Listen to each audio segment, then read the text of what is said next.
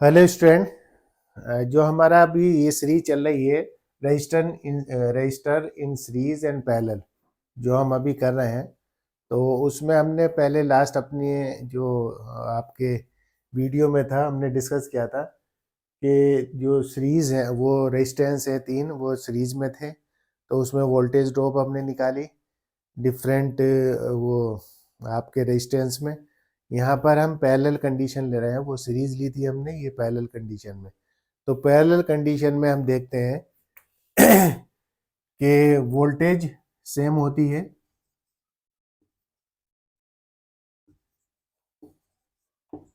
और करंट जो है वो डिफरेंट होती है। ये फार्मूला है।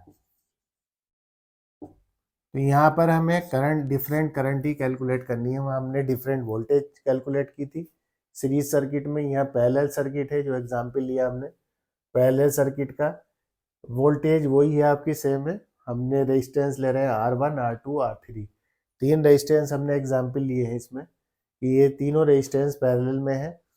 और हमें क्या कैलकुलेट करनी है, हमारा टारगेट है करंट। करंट जो है वो डिफरेंट होती है पैरेलल में और वोल्टेज सेम होती है। तो करंट डिफरेंट करंट निकालनी है हमें, current across R1 R2 R3।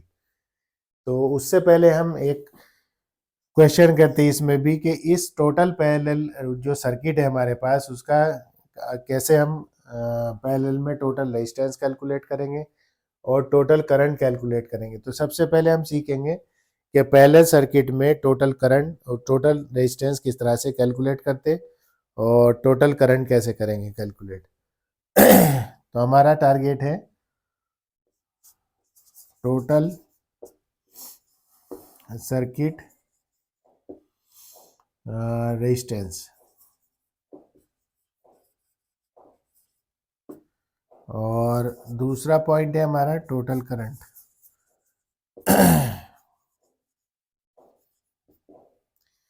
तीसरा पॉइंट होगा हमारा current in different resistance register. और ये है हमारे R1 और R2 और R3 के अक्रॉस।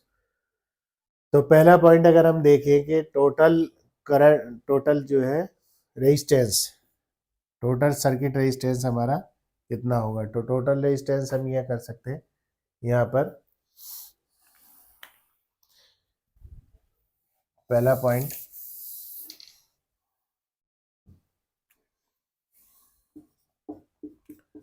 टोटल रेजिस्टेंस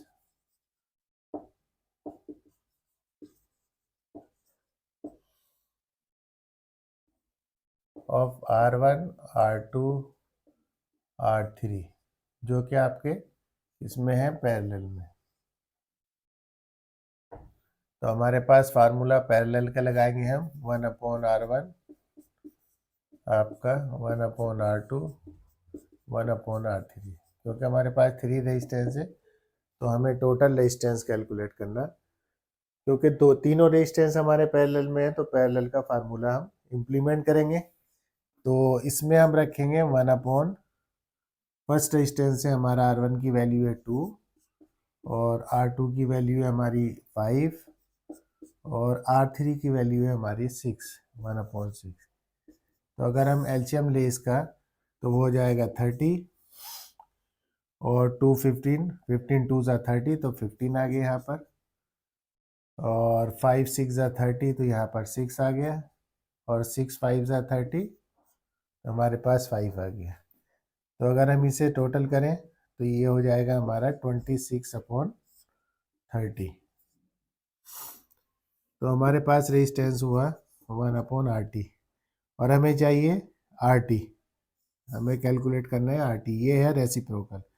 तो इसे खत्म, ये RT कैलकुलेट करने के लिए हम क्या करेंगे, ऐसे लिख देंगे 1/RT और 26/30 भी ऐसे लिख देंगे और इसे क्रॉस प्रोडक्ट कर देंगे। तो क्रॉस प्रोडक्ट में हमारा क्या आ जाएगा, 26 इंटू RT और 30 इंटू 1। तो ये हो गया हमारा RT, कैलकुलेट करना है हमें 30 × 1 डिवाइडेड बाई 26। तो 26 को अगर हम कहें कि 2 से करें तो 15 हो गया, 2 1 ज़ा 2, 2 5 ज़ा 10, 2 से अगर दोनों को काट दें हम तो 2 1 ज़ा 2, 2 3 ज़ा 6। तो अगर हम इसे कैलकुलेट करना चाहें तो 13 1 ज़ा 1, 13 1 ज़ा 13, तो हमारे पास 2 रहा, 2 में हमने पॉइंट के बाद 0 लगा दिया, तो 20, तो 13 1 ज़ा 30, तो आपका 7, तो 70 में हमने तो 13 4 ज़ा अप्रोक्सीमेट हमारा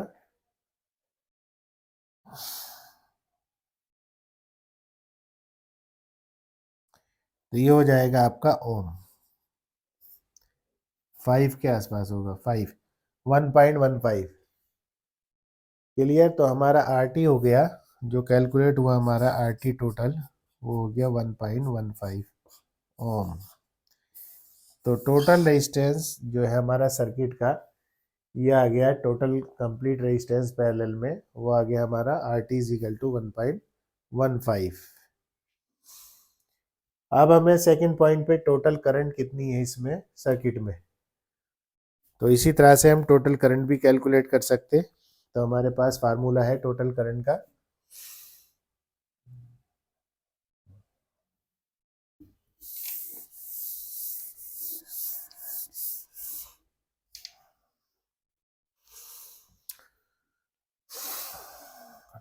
बी पॉइंट हमारा हुआ टोटल करंट।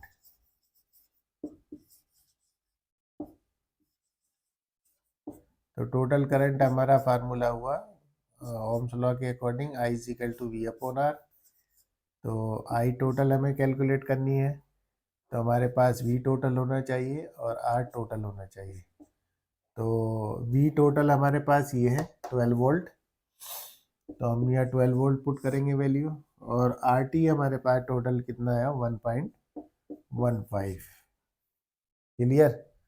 तो हमारी करंट कितनी हो जाएगी अगर हम इसे न्यूमेरिकली सॉल्व करें, तो ये 12 है और आपका 115 यहाँ 00 कर दिया हमने, तो ये हो जाएगा आपका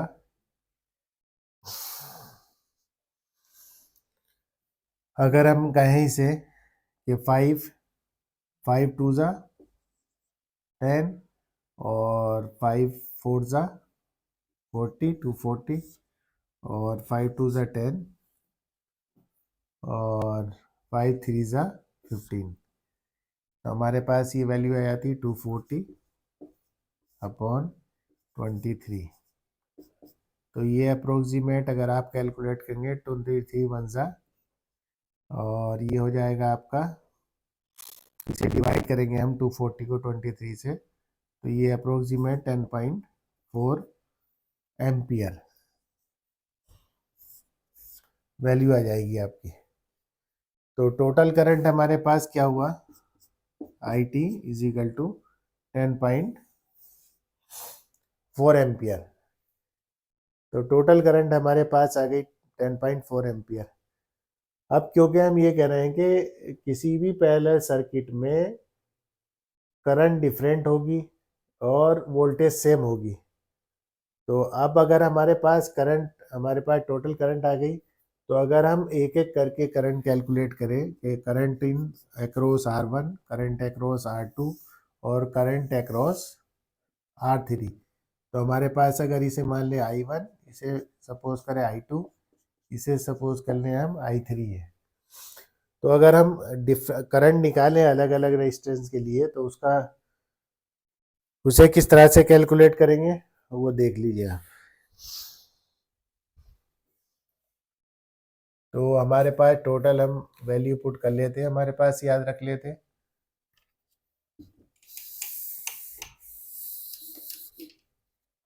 RT हमारे पास है 1.15 ओम, और इसकी वैल्यू है हमारे पास टोटल करंट की IT आपकी 10.4 एम्पियर।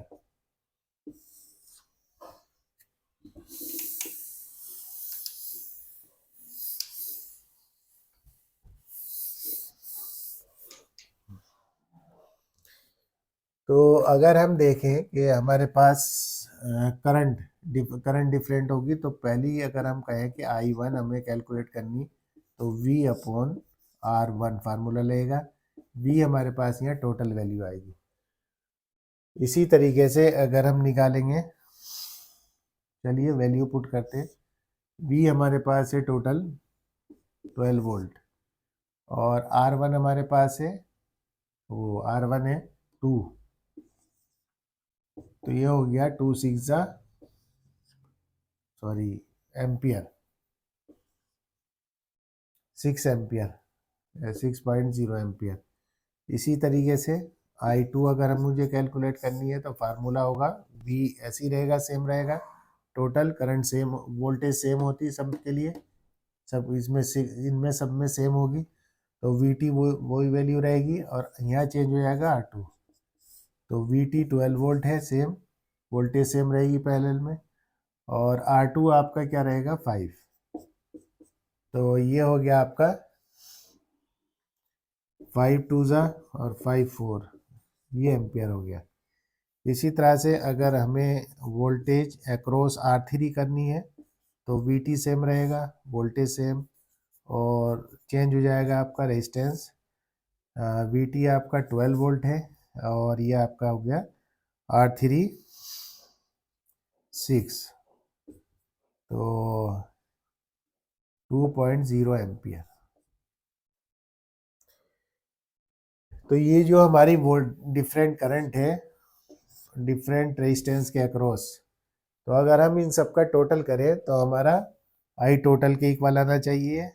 तो टोटल करंट हमारी अगर इन्हें ऐड करें हम, I total will be I1 plus I2 plus I3, तो हमारा ये हो जाएगा I1 है हमारे पास 6 और हमारे पास I2 है 2.4 और आपका I3 है 2.0।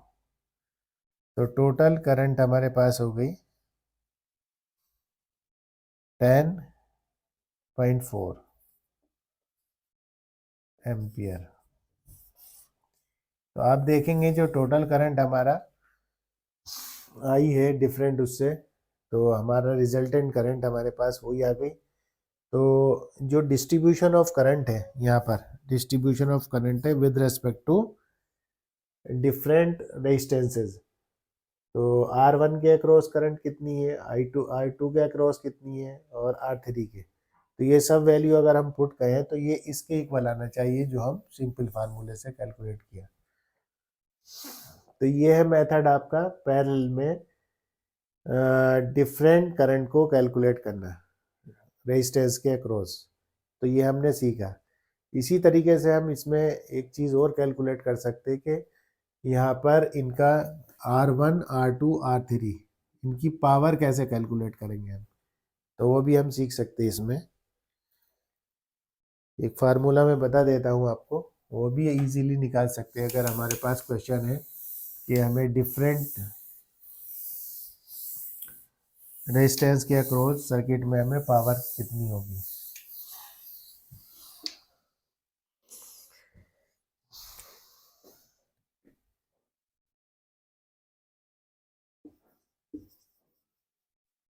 पावर इन डिफरेंट रजिस्टर,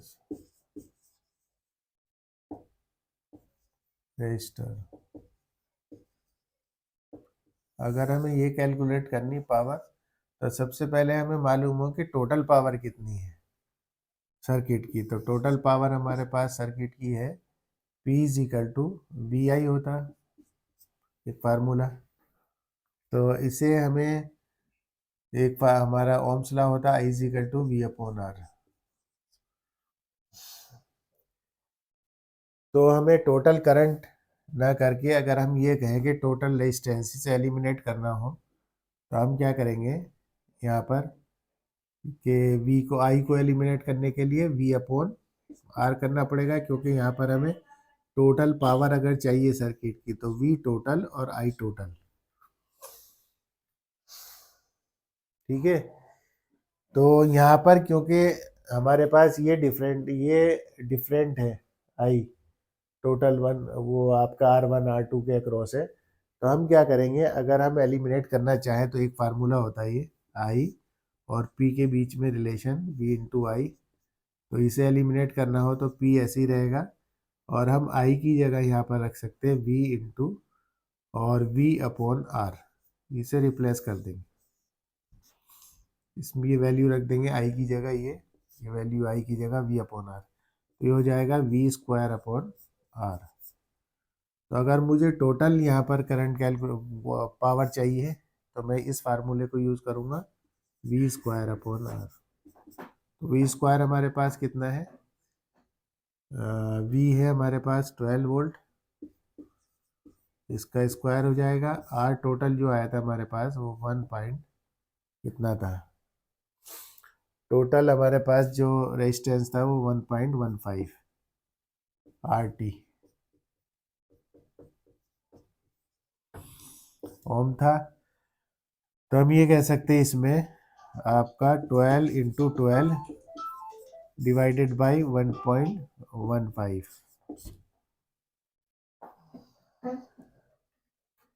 तो इस तरह से भी कर सकते हैं, इसे कैलकुलेट करके हम 12 इंटू 12 इंटू 10 डिवाइडेड बाई 115।